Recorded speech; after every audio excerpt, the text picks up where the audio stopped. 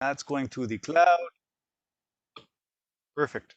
So with that, Lorraine, I'm going to remove myself from Spotlight, add you to the Spotlight, and you can take over, my friend. Thank you. Oh, thank you. Thank you so much. And I love that introduction. And also having popped in a little earlier this week, recognizing your familiar faces. Um, Out of respect for your privacy, I do want to be very transparent why I'm requesting this meeting to be recorded so that you can make a more informed decision about whether and how to participate. I am volunteering my time for this because, yeah, that 15 minutes turned into an hour, and I was captivated by Jeff's workplace key model because it really encompasses the same values that I live for and that I'm passionate about. So I see us as all part of the same tribe, and I want to support Jeff. And he has kindly offered to support me through this recording because I would like to post it perhaps on YouTube or some other publicly available place, probably my website also, so that I can attract more people who share these common values. So this would be, a tool to help me grow my work. And so that's the context in which this recording will be used. So, all right. Well, having said that, just let me welcome you all, and I want to introduce what we're going to be doing over the next 20 minutes. And let me share my screen for this.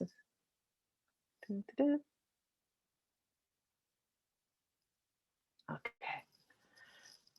So I've decided to title this session Essential Skills for What's Ahead. I know that the focus today is on communication and planning, and yet that means nothing without the larger context of the massive changes to our personal lives and collective lives that's going on. So that's why I've decided to title this What's Ahead, and what do we need for what's ahead that might be different from our superpowers right now. So I want to start with a question for all of you, and you can put this in the chat. So imagine yourselves just in a meeting. You've gotten there early, you're hanging out with your colleagues, someone cracked a joke, you're just talking. And all of a sudden, the CEO of the company enters the room. Notice in yourself, what changes? What changes when the CEO enters the room? Or if you're a university student, imagine you're in class before class starts, and you're showing your latest Instagram post to your friends, and all of a sudden the professor walks in the room. What changes? So let me ask you that in the chat, and I'll go ahead and read out some of your responses. So what would shift for you? I want to see some of your responses. And this is also a small group, so if you're more comfortable speaking, you can just speak, unmute yourself.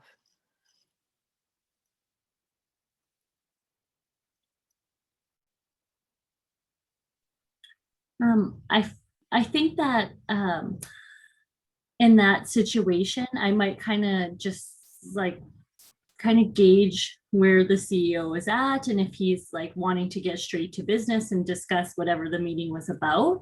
But most of the time, we kind of invite him in on the conversation a bit and just have some small talk first. But like also being a university student at one point, once the professor kind of comes to the class, like everything kind of just stops and we get prepared for the lesson.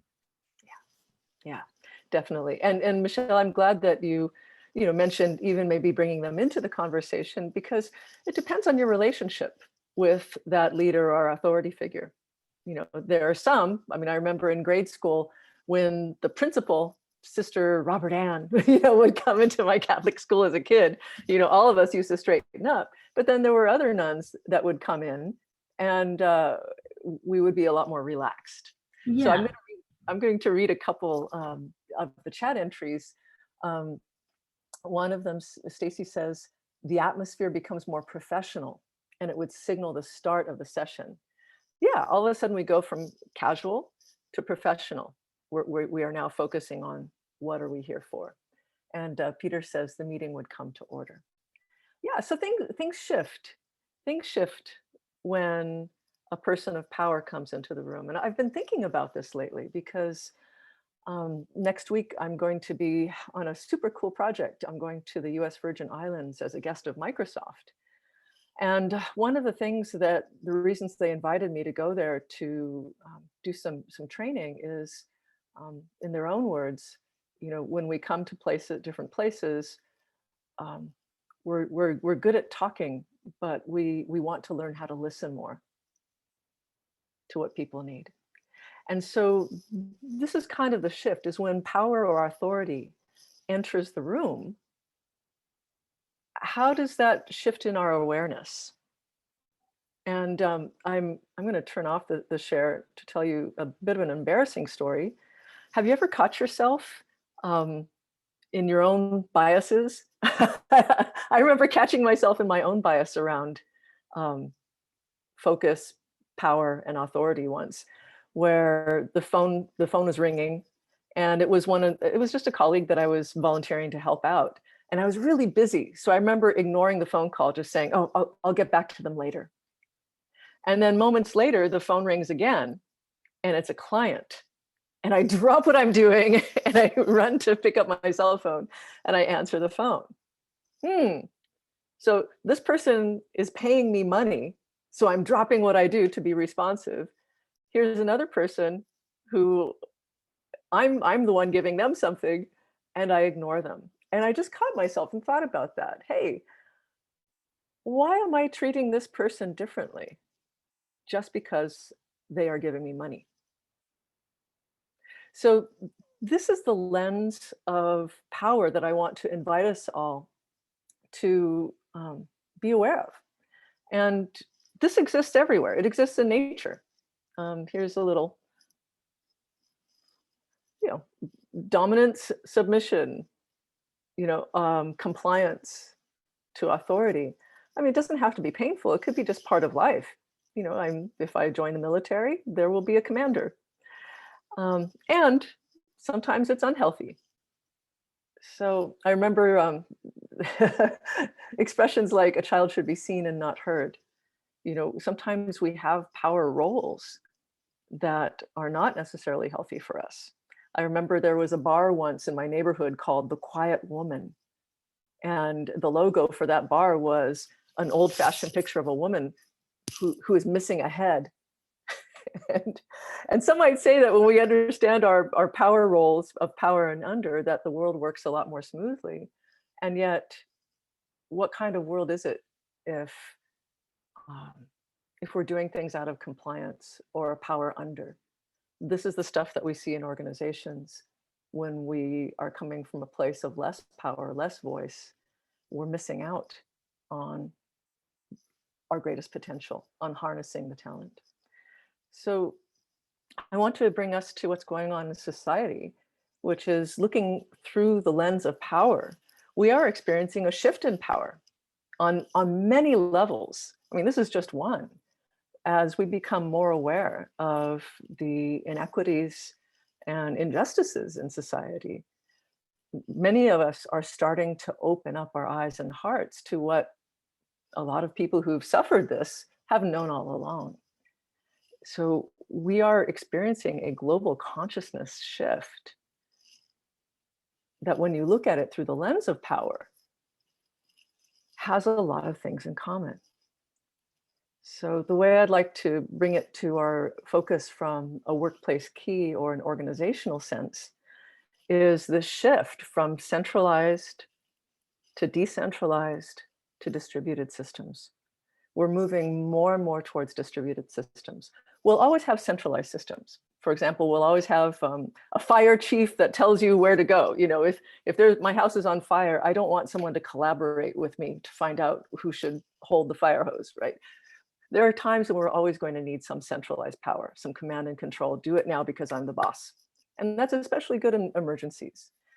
And yet the way the world is shifting, we need distributed power to have the kind of agility that we need to be responsive to a changing world, as well as to tap the talent that's in our changing world to address the challenges and the issues that are in front of us.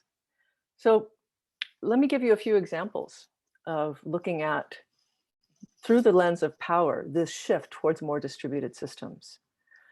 Here in the US, where I'm based, as you know, we have a long history around civil rights for Black people. In the past, it was very much a leader-centered movement. We all know the image of Dr. Martin Luther King Jr. And if you compare that to today's movement, the movement for Black lives, that is a distributed power. There is no one central organization or one central figure that is doing this. We hold the power collectively. So you can't, well, if I were to speak very boldly, you can't assassinate someone and think it'll go away. We all own it. It's alive within us. And similarly, you see more power shifts around money. Money has a lot of power associated with it, which is, through this lens, we can see the shift from centralized banks to the growth of cryptocurrencies like Bitcoin. An old example is operating systems, proprietary systems like Windows, down to open source systems like Linux. Who would think that such a large percent of corporate, like some of the largest global corporations in the world, actually use Linux, an open source system? And yet that's what's happening. Similarly, we've got, I remember the days when my parents bought a very expensive set of encyclopedias for me as a child. And now we've got Wikipedia, and it's owned by the users. I mean, we're the ones who create it. And the last example that just comes to mind, because I was watching a documentary on the music industry, is, back in the days, the record labels were the ones who made all the stars. They would determine who the next pop or rock star is. But now it's the internet. Justin Bieber, how did he get his start? He was an internet kid. And so I'm curious. I mean, these are just the examples that comes to my mind. Any other examples that pop into your own minds in terms of this type of power shift towards more distributed shared power networks? Any thoughts? You can shout them out or put it in the chat.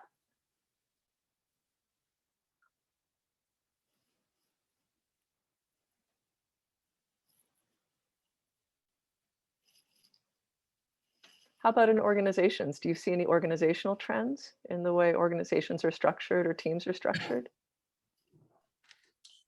Okay, I'll speak up. Sure. You hear me?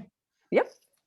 So a very conscious thing I did about 3 years ago was look at our organization or about 2 years ago, I guess now, look at our organization and go, we need to change the way we go to business. We're not going to business the right way. And we were a pyramid.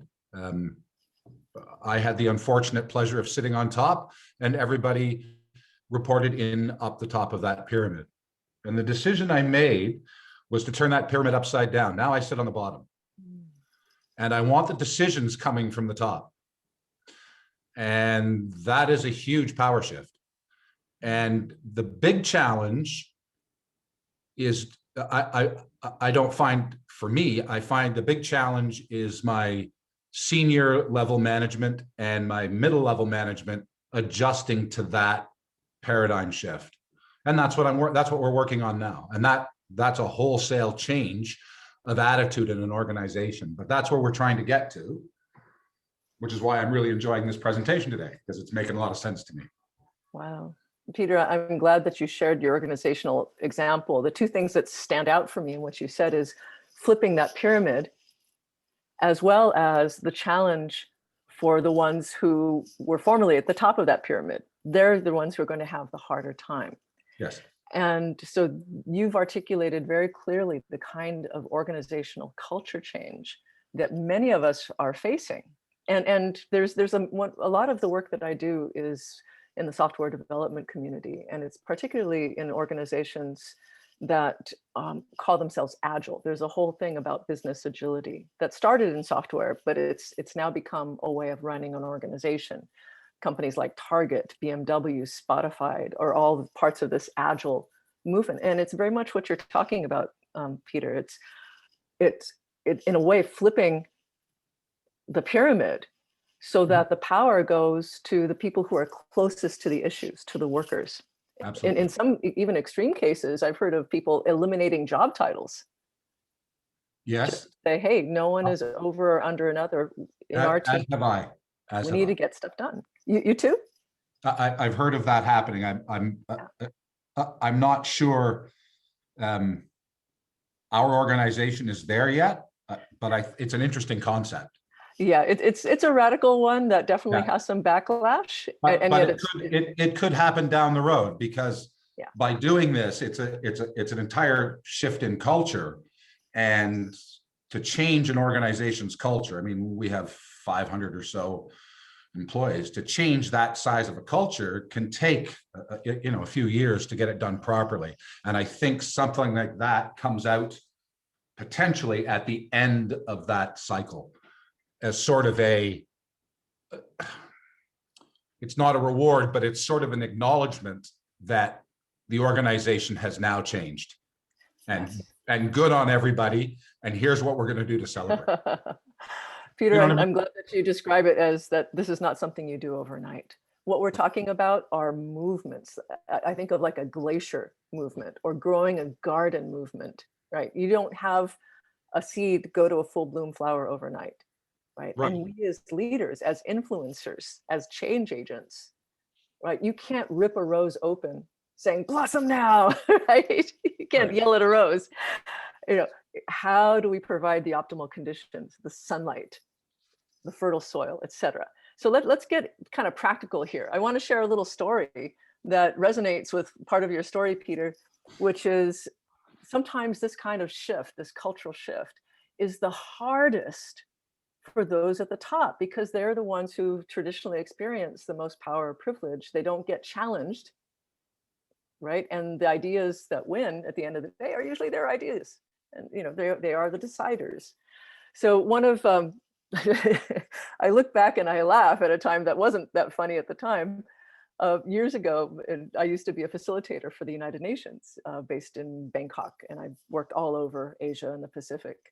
And one of the projects that I recall very, very clearly was the United Nations Development Program took me out on loan. They're like, we're going to loan you to the government of East Timor in the wake of their civil war. They had just won the civil war from Indonesia, and they became their own nation. And I was invited to be the lead facilitator of their first national conference as a new nation. And their first president, their George Washington, was the keynote speaker. And the whole purpose of this 100-person international conference was around one problem, which is how do we prevent an imminent HIV epidemic? This is the time before we knew about HIV drugs. This is the time when HIV was a death sentence. And the reason that this was the first priority on a national agenda was because that country was so ravaged by war that the schools were not even in session yet. There wasn't even a functioning post office. The way we had to get invitations out to this conference, we had to hire private people to drive with Jeeps, across the mountains to hand deliver paper invitations. This place was so ravaged by war, there was no infrastructure. And any law and order that was there was provided on loan from the Portuguese government, who was a former colony. So we had Portuguese police people working for the UN, keeping the streets safe. Anyway, it was crazy. And I had a leader walk out on me during this conference because, I wanted to tell you why HIV epidemic with all of this. It's because with no protection, with no infrastructure, and streets filled with orphans who've lost their parents, they are the perfect target for the Indonesian-based drug trafficking, taking these kids, as mules and getting them involved into organized crime. And of course, when you have nothing, it's easy to become drug users, intravenous needle users, as well as prostitution. At the time of our conference, there was already a large barge full of prostitutes from Thailand, where I was living at the time. And the government prevented them from coming on shore, but there were all sorts of little ferry boats taking people out to those prostitutes. So basically, an infant nation with few controls, waiting to be ravaged by the drug trade and prostitution, is just a time bomb for HIV. So anyway, a leader walked out on me, and I'm going to stop the share so you can see the embarrassment on my face. When I was doing some just-in-time facilitation training, we had local leaders from different organizations hosting different breakout groups around different topics on how we could come together to solve this problem. And one of the government leaders from the Ministry of Health, and well, I shouldn't say it, I won't say what nation, just in case she's watching. As I was describing basic facilitation skills that we want to hear people's ideas, she interrupted the training and she goes, "This isn't going to work." She said, "We're the experts. I'm the expert. We don't need to listen to them. They need to listen to us." And she walked out. And at that time, I didn't have a lot of communication skills, so I went into denial basically and just continued with the training. But as the message of that sunk in, it helped me appreciate, this is someone from a high level of government that was used to being the boss, and actually being the boss of this country in many ways. And so to ask that person not to be the only expert in the room and not to be the dominant voice was a big ask. And it didn't sink into me until she walked out and kind of stormed out, that I realized how hard it is for people in senior leadership positions to let go of power and just something as simple as being a listener versus the talker. So it doesn't mean we don't want your ideas if you're a leader. It just means that you're not the only one. So I'm going to go back to the share screen here. Hey, Jeff, I know we're going a little over time. Should I be wrapping it up pretty soon?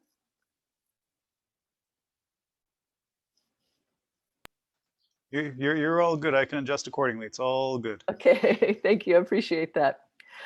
So bringing us back to what's going on in the world, and I love this graphic from the Institute for Social Change. As we imagine a world that works for all in our personal lives, in our organizational, professional lives, how do we do this? How do we create a world that works for all? And I like to think of the designer, architect, futurist, innovator, Buckminster Fuller.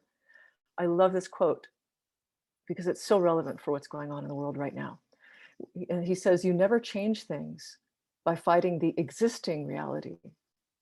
To change something, build a new model that makes the old model obsolete." And what I love about this is that when we talk about change, we have ways we can do this. We can do it through evolution. We can do it through revolution. Or we could do it through innovation. And that's what Buckminster Fuller is talking to. And in my opinion, innovation is the fastest and least painful way that we can create that positive future. So I want to drive home that innovation is not just a fun thing to do right now to get our creative juices flowing. It is what's going to save this world. And that leads us to the gist of this topic, which is, as we face a time when innovation is needed more than ever, the new skills for what's ahead, especially as we flip these pyramids and go to a more shared power distributed systems, is how do we allow the best ideas to rise instead of the strongest personalities? This is the time for no talent wasted. So here's a list, a contrasting list of essential skills for what's ahead. And this is where we are all shifting, is going from talking to listening. From innovation based on profit-centered, oh, we can sell this will make a lot of money, to human-centered, we can make a lot of money because this solves human problems, actual human needs. Moving from competition, where there's winners and losers, to collaboration. And we have lots of beautiful organizational examples of former competitors that join forces to become collaborators, and everybody wins. And then, relevant to this talk, from planning, the days of the 5-year plan are gone. to experimentation, because we are living in a world that's moving so quickly that we are figuring things out as we go along. So the illusion that we can plan for a controlled outcome needs to be replaced by conscious experimentation and learning as we go. And then this plays a lot to what I do in the workplace, which is teaching communication skills, is how do you take a group of engineers, for example, that spent their entire academic and professional careers trying to get the A+, right? We want to look good and be good in front of each other, to being not brutally honest, but constructively honest about what are our strengths and what's not working that we need to grow or address somehow. And then very much in line with the workplace key model is, instead of attacking the negative, that problem solver, we're gonna, kill cancer, right? To growing the positive. And we see this in so many ways, from, the war on cancer, I'm gonna fight this cancer, to, from chemotherapy, which is attacking the problem, to immunotherapy. Think about that. From chemotherapy to immunotherapy. There's a lot of other examples. The war on drugs, attacking the negative. That was a huge thing here in the US. The war on drugs. Let's arrest as many people as we can who have possession of drugs. To looking at drugs as a public health issue and addiction as a public health issue. So we are moving from the negative, attack solutions, cut it out, rip it out, right? To growing the positive. How do we grow mental health so that people don't need to resort to addiction to self-medicate? So I'm sure we can go on and on examples, but how do we ourselves move into this new skill block for a new future?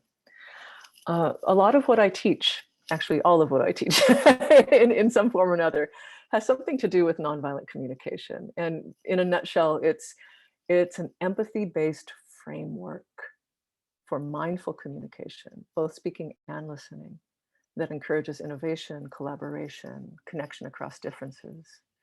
And I had the privilege of studying with the founder, Marshall Rosenberg himself.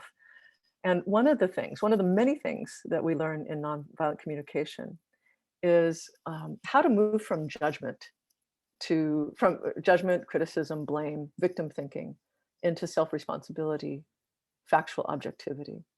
And so we're going to work on one skill before we end today. And this is based on some research on team performance. Is the best performing teams, on average, express constructive appreciation to each other 5 times more than constructive criticism. Think about that. Think about that. 5 times more appreciation than constructive criticism. Think about yourself. When was the last time you modeled that? That's a stretch for me. And I try to live in gratitude every day. I started my career as a chemical engineer, and that research reminds me of a fatherly talk that one of the treatment plant operators told me about when he was talking about his marriage. He said, "Lorraine, I've been married for a lot of years." And he goes, "I think of our marriage as like a bank account of the heart," he said. He goes, I express a lot of love and appreciation for my wife, and that's like putting money in the bank account. So the more I tell her how much I love her and genuinely appreciate her, that's filling up our bank account. And he goes, so that when something really bugs me and I need to talk about it, I can take money out of that bank account, but we're still wealthy as a couple. And it's that basic thing. When we have an abundance of goodwill, we can have a criticism or something that might be hard to hear. And it's so much easier to hear it because you hear it in the light of that goodwill. And as kind of duh as that is, that's a no-brainer. Honestly, how much do we practice that? How much do we actually practice that? So I'm going to give you a little skill set here before we close. And let's see. Come on, share screen. A little bit of nonviolent communication. A little like a drop in the bucket.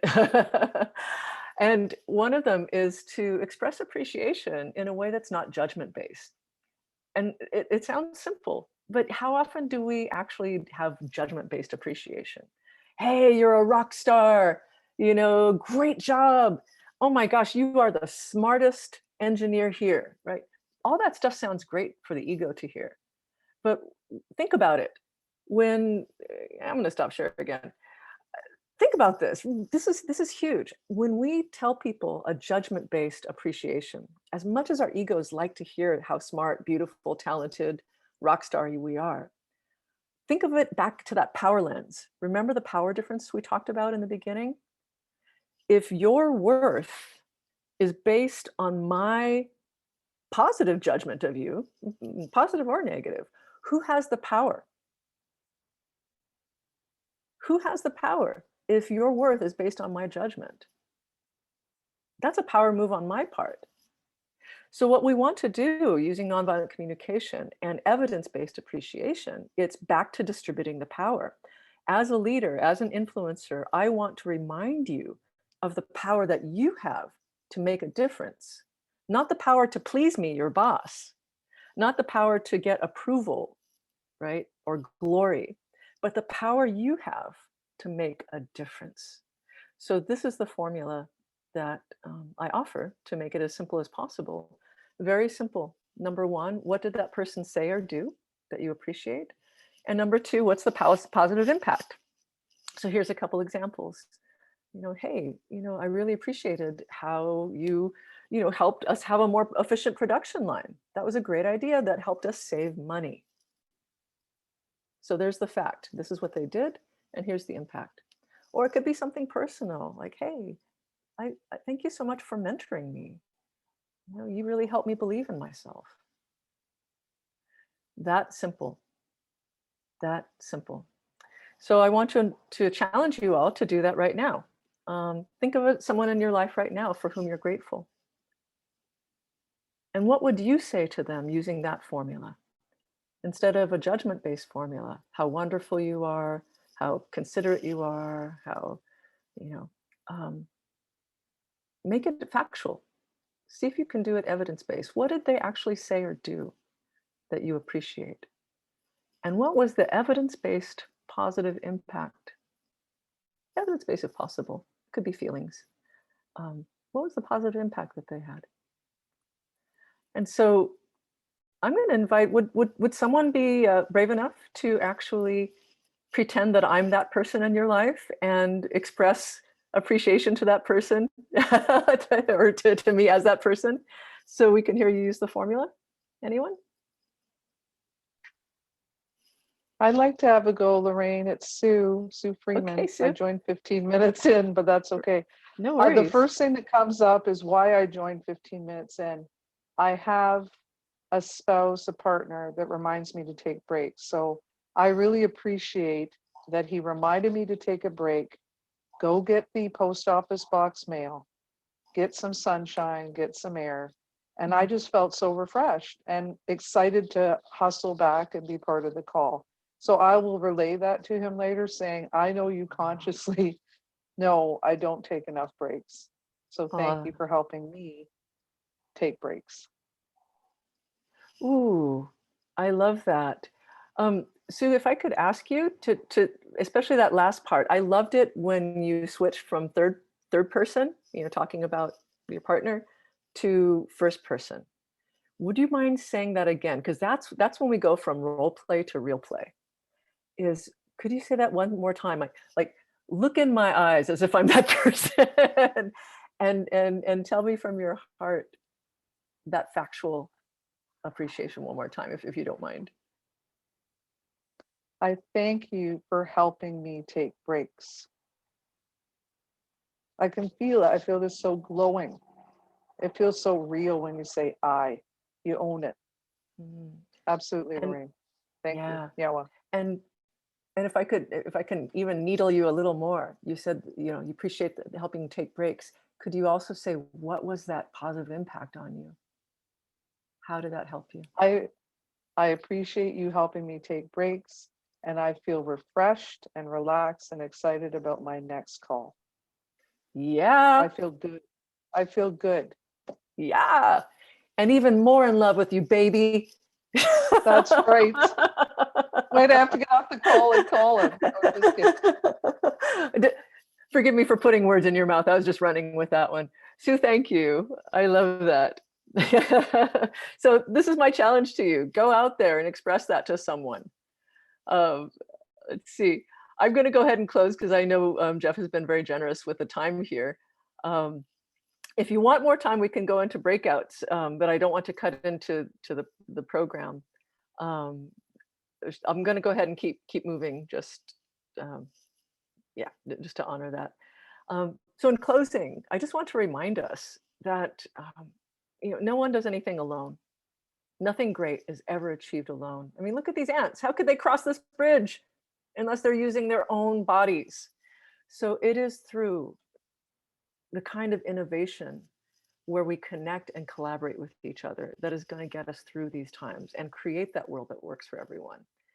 And before I give you my final wish, if you want to learn more, the best place to go is my website, workingharmony.com.